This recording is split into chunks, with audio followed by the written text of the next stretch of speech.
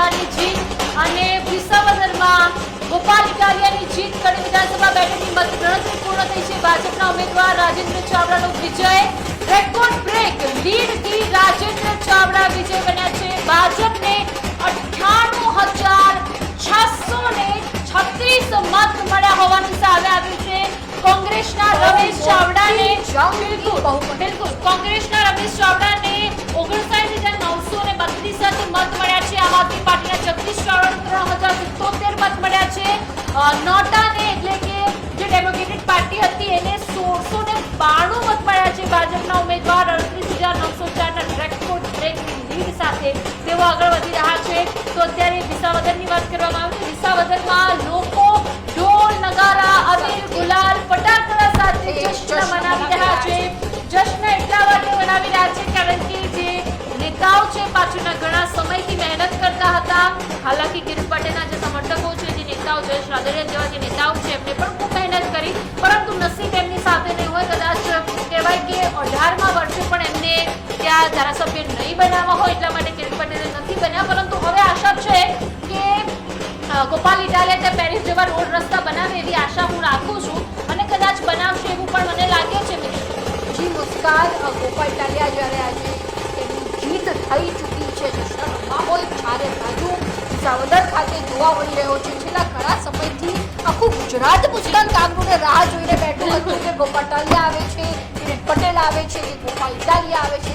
ખૂબ અસમંજસની સ્થિતિ દેખાઈ રહી હતી, જેમાં પરિણામના 2-3 દિવસ આપણે ગઈકાલે પણ જે રીતે ચર્ચા કરી હતી એના આગલા પણ 2 દિવસથી સતત અસમંજસની સ્થિતિ હતી મુસ્કાન, કે કોની જીત થાય છે, કોની જીત થાય છે. અને છેલ્લે આજે બહુમતી સાથે ગોપાલ ઇટાલિયાની જીત થઈ ચૂકી છે. એમની મહેનત સફળ થઈ ચૂકી છે અને વિસાવદરની જનતાએ ફરીથી કહી દીધું છે કે સત્તા પક્ષ ભલે ગુજરાતનો ભારતીય જનતા પાર્ટી હોય, હવે તો વિરોધ પક્ષ કહેવાય કે બુદ્ધિજીવી જનતા તો છે.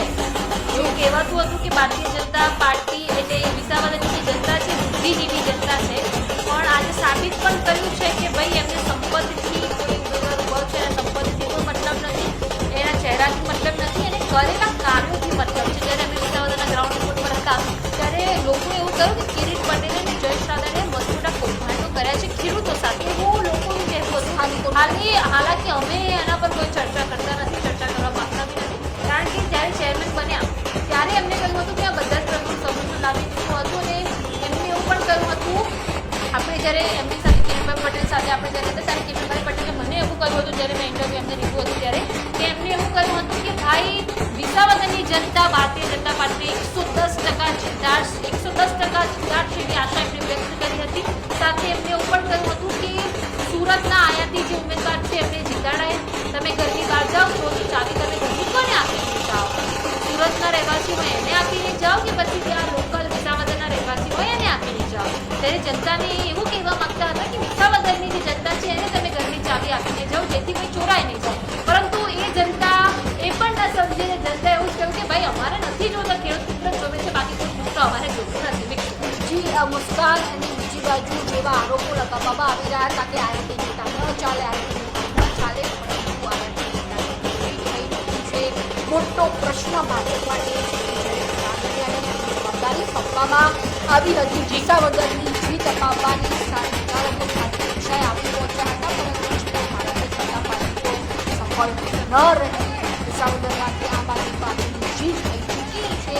અને હવે બીજી બાજુ આપણે જ્યારે સ્થાનિક વિશે મુસ્કાન રિપોર્ટિંગ કર્યું તે સમય દરમિયાન સ્થાનિકોનો એક પ્રશ્ન એ પણ હતો કે લોકો જેટલા પણ નેતાઓ આવે છે તો તેમને ક્યાંક કેવો પક્ષ પલટો કરીને જીતતા ન રહે, કારણ કે ઉપર ધારાણી પણ જીત્યા હતા આમ આદમી પાર્ટીમાંથી અને તેમના દ્વારા તાત્કાલિક ધોરણે ધારાસભ્ય બનીને તેઓ જે છે તે પક્ષ પલટો કરીને નીકળી રહ્યા હતા ભાજપમાં. હવે ગોપાલ ઇટાલિયા જશે કે કેમ તેના જવાબો ઘણા બધા ગોપાલ ઇટાલિયા દ્વારા પણ આપવામાં આવ્યા કે તમે મારા ઉપર વિશ્વાસ મૂકી શકો છો, આ વેચાવવાવાળો નથી જેવું તેમણે સ્પષ્ટપણે કહ્યું છે. હવે સમય જ બતાવશે, કારણ કે આ તો મુસ્કાન રાજકારણ છે, ગમે તે ઘડીએ મોટા ઉલટ આવી અને ભારતીય જનતા પાર્ટીને હંફાવી